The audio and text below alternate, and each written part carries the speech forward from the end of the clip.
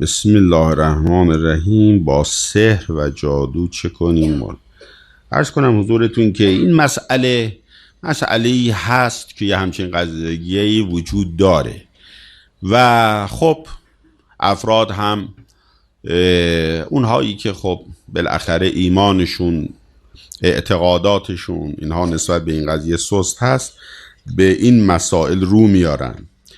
وارد شدن در این مسائل حرام است و افرادی که به دنبال اینها میرن باید بدانند که تبعات این قضیه بر سر اونها خواهد آمد.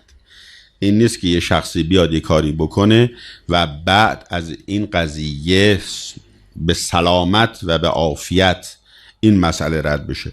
برای او پیش خواهد آمد و مستوجب عذاب علیمی خواهد شد. این مربوط به اون کسی که به دنبال این مطالب هست.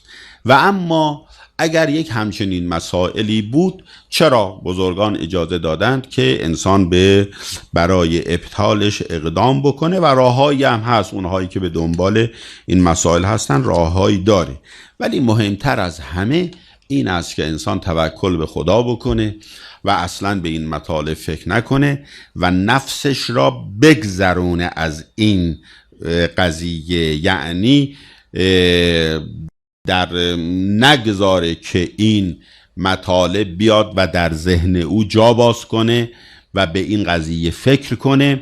خود توجه نکردن و اذکار توحیدیه گفتن، ذکر لا اله الا الله و لا حول و لا قوة الا به خصوص به طور مستمر و اون چرا که گفتن انجام دادن، این از باطل کردن سحر این خودش تأثیرش بیشتر هست و اون کاری نمیتوانه انجام بده با توجه به این قضیه.